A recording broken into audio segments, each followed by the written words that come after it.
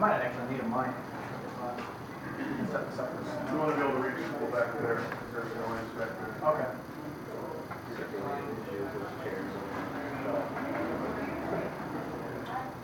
Have you nice mic set up? Like this? Check 1, 2, check, check. You good on both? Okay, for those of you who don't know, my name is Grandmaison, and this will be an overview of our current monetary-based economy and a potential resource-based economic model. I work with the Zeitgeist Movement, which is a global sustainability movement aiming to restore the fundamental necessities and environmental awareness in the world. If you're here, you probably already know that. This is through an entirely new scientifically constructed economic model created to meet human needs and in abundance, not just for a small group of people, but the entire human population. Minimizing, of course, the environmental negative retroactions that will likely occur due to our presence on this planet.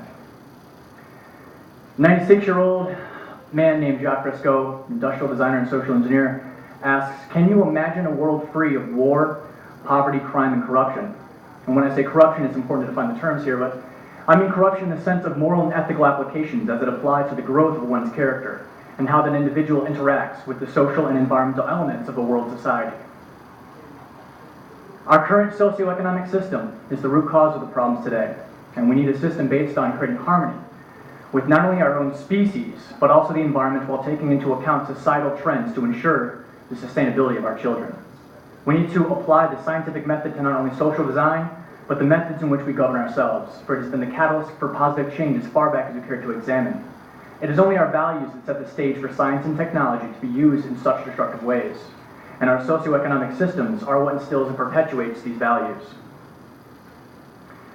In summarization, we will review what a resource-based economic model briefly is, an outline of the current economic model, and one major reason why it can't be fixed, incentives and motivations as we understand them, an outline of what could be termed human needs, and the elements and components of what is comprised in a resource-based economic model.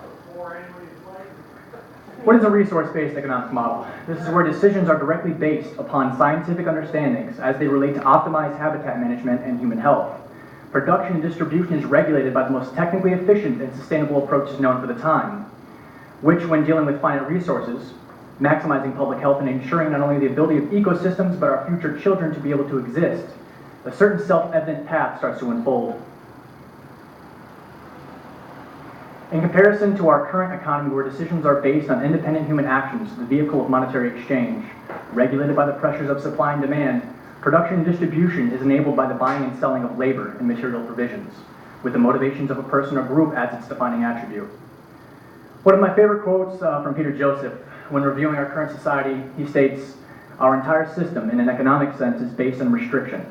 Scarcity and inefficiency are the movers of money. The more there is of any resource, the less you can charge for it, respectively. The more problems there are, the more opportunities there are to make money.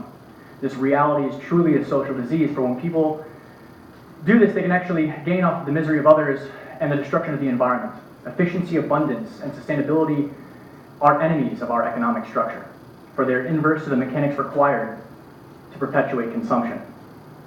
This is profoundly critical to understand, for once you put this together, you begin to see that the 1 billion people currently starving on this planet, the endless slums of the poor, and all of the horrors of a culture due to poverty and privity are not natural phenomena due to some natural human order or lack of earthly resources. They are the products of the creation, perpetuation, and preservation of artificial scarcity.